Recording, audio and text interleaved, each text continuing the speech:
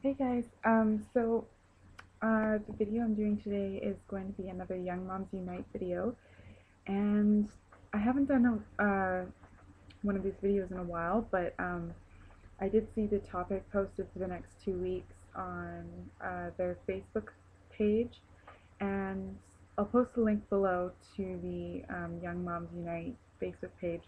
Um, but I just have it up as a tab here, so if you see me looking away, that's what I'm looking at.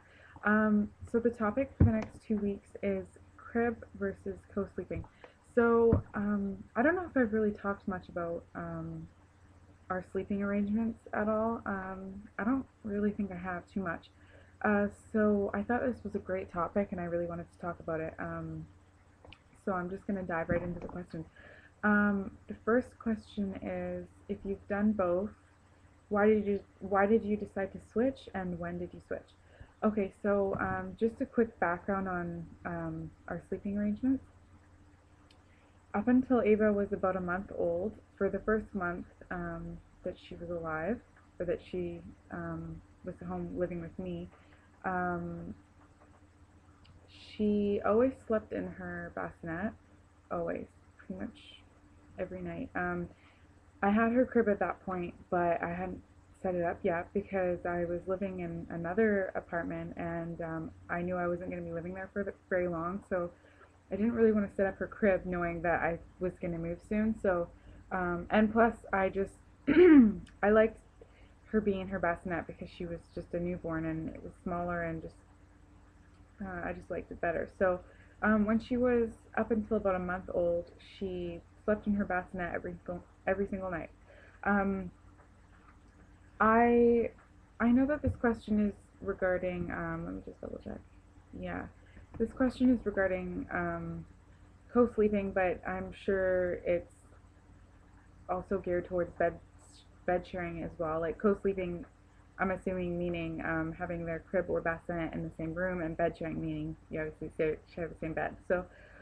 Yeah, up until she was about a month old, she slept in her bassinet every single night, and I was always really afraid to try bed sharing because I was just really paranoid. I didn't want to roll over on her, and I didn't want to do it. I was just too afraid to try it. But I remember just after she turned about a month old, I tried um, bed sharing, but technically we were sleeping on a couch. I had her on the inside, actually this couch. I had her on the inside and I slept on the outside.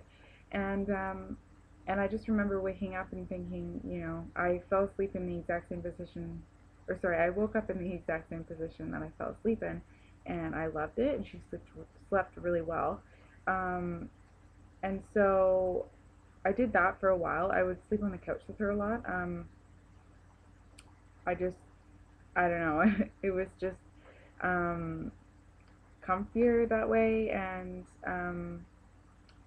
we slept on the couch together, and then she was in her bassinet a lot of the time too, but it was kind of 50-50. And then probably when she was about 2 or 3 months old, I tried sleeping in my bed with her, and I just remember ever since I tried it, I loved it. Basically, from about 2 to 3 months old, up until probably about 6 months old, um, it was kind of half and half. Sometimes she would sleep in her bassinet, sometimes she'd sleep with me. Actually, I also set up her crib when she was, I can't remember now, but I'm trying to think. I think I set her crib up around, she was maybe between 3 and 4 months old. And then I ended up selling her bassinet a little bit after that. So it was kind of just half and half, bassinet, crib, and my bed. Um, the main reason why I really liked bed sharing is because I was breastfeeding, and as people that follow me know, I'm not breastfeeding anymore, but um, basically I would put her to sleep in her crib or her bassinet, and then when she would wake up around 3 in the morning, I would bring her into bed with me and I'd breastfeed her. She would wake up a few times and breastfeed, and it just was a lot easier that way. So I'm just rereading the question. If you've done both, why did you decide to switch? Yeah, I didn't really switch completely. It's just always kind of been 50-50, so I didn't really switch to one thing or the other. Um, do you wish you had done something differently? No, actually, I get a lot of questions from people, especially my mom and some other people saying, you know, when are you gonna let her sleep in her crib? And she does sleep in her crib a lot of the time, but um, I think people that don't know much about bed sharing kind of look down upon it.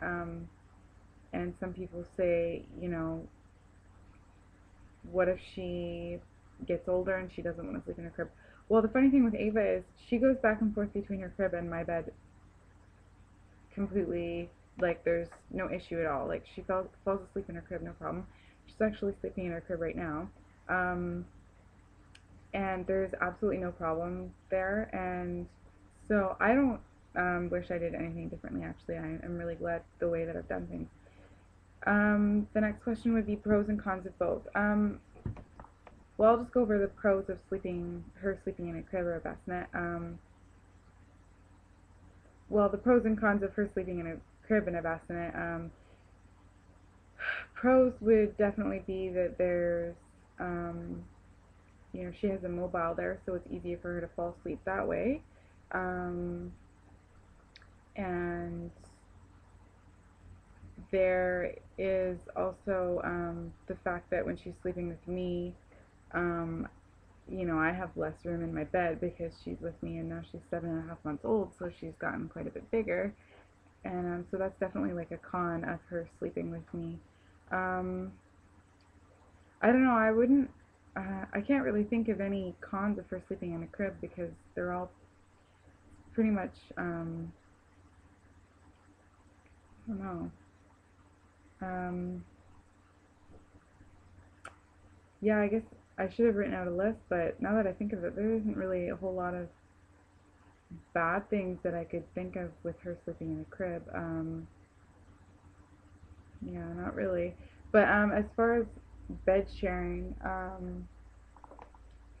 there's the whole risk of her being dependent on sleeping with me, and that's a con. But a pro is when you're breastfeeding, being able to wake up, not having to get out of bed, and being able to breastfeed right there, and then she can go right back to sleep, or him. Um, that would definitely be a pro.